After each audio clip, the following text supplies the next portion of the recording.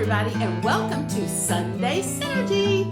I just want to take a few moments and talk to you about a very important date coming up, and you all know what that date is, November 3rd. We've got to make sure that we are registered to vote and that we turn out like in unbelievable numbers, because that really does matter. When we think about doing it in advance, voting in advance, we can do that, but make sure you protect yourself. If you show up and do the absentee in person, make sure you're masked up, gloved up. If you decide to go on the date, make sure you are masked up, gloved up. Protect yourselves out here, because this is important and real. And we've got to also ask ourselves, when we walk into that space to cast that vote, we've got to ask ourselves, what are we going to do 4 more years of? I've said this before and I'm repeating it. I'm going to reiterate it up until that date. Forget political parties. I'm talking common sense. The world right now is bizarre. There is so much stuff going on, and you probably feel the same way I do, that it's just unexplainable. I can't even describe how bizarre the world is right now.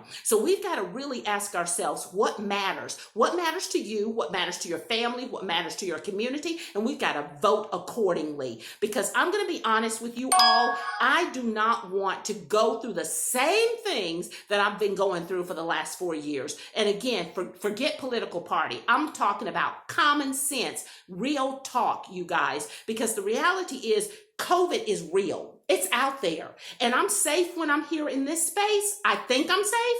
But when I walk outside, I'm opening myself up to the rest of the world. So we've got to just use common sense and talk about what is happening. Our eyes and our ears are telling us. Some of you have been impacted directly. I know I have been. I've had a family member that passed away. So we've got to know that this stuff, COVID, is real. So using our common sense to operate in the world. Also, we've got to ask ourselves, are we valued? Do we feel valued? And if the answer to that is no, we've got to ask ourselves, why do I not feel valued? Why do sometimes I feel that I'm not heard?